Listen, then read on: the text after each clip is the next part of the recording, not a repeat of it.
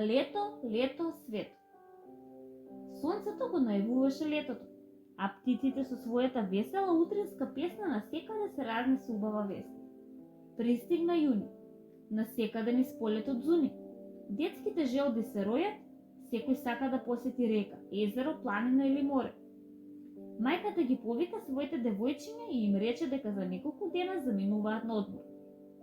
Љубопитните детски лица се вцрвенуваа и се насмевнуваа. Двете сестрички близначки Ива и Јана се фатија за дланки, почнаа да се вртат, да танцуваат и да се смеат. Направија вистински джагор во домот. Со брзање влетаа во нивната соба. Почнаа да ги подготвуваат алиштата, ги редеа на работната маса, не ги заборавија ни костимите за капење. Додека весело потпевнуваа некоја нивна песна, во собата влезе мајка и им рече: земете и по една книга, ки има доволно време. Не заборавајте дека сте ученички. Зар и на одмор со книга?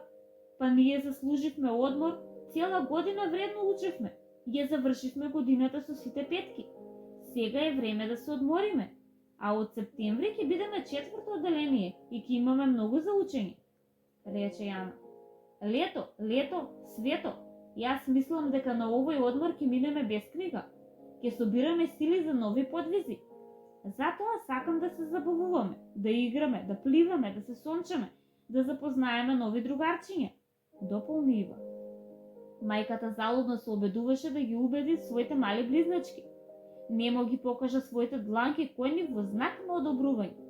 Не мораше да ја одолее на веселата детска радост. Утредента сите се разбудија уште со изгревот на сонцето и побрзаа да тргнат на пат на одмор. Автомобилот се лискаше по асфалтниот пат. Тој ги водеше кон Охрид, кон убавите бистри води на Охридското езеро. Во автомобилот се слушаше весела детска песна. Лето, лето, свето. Секој негде брза, секој негде оди, а нас патот кон езеро не броди.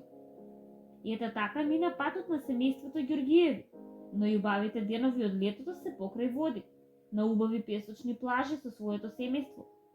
Родителите со мирен поглед ги следеа своите ќерки како им се радуваат на летото, на водата, на сонцето и на животот. Двете стоеа на самиот брег на езерото, гледаа ту во водата, ту една во друга, а ќе упатеа и по некој скриен поглед кон родителите. Да ти шепнам нешто во доверба, рече Јана. Сум заборавила да пливам, а ти? Токму тоа јас го размислувам. Мислам дека знам малку, ама не сум сигурна. Ајде во водата, таму ќе видиме, предложи Ива. Двете близначки ги ставија дланките врз усните во знак на внимание. Се фатија за рачиња и полека навлегуваа во водата.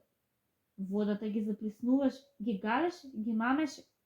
Полека се препуштаа на езерската вода. Се лулееа на површината на водата и полека ги вадеа рацете кон површината на водата.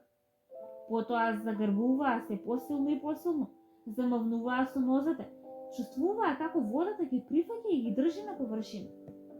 Сестричките се разменуваа весели погледи и довикуваа во еден глас: Ура, ура, не сме заборавиле да пливаме. Мајката и таткото ги следеа со поглед.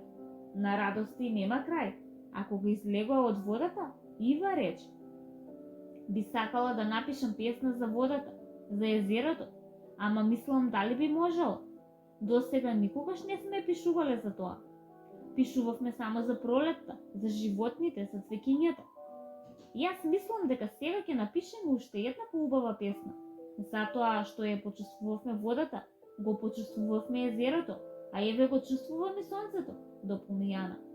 Минаа денови убави и фини, со спомени трајни за летување на едно весело и трајно лето. Лето, свето. Долго ја пееа својата весела песничка.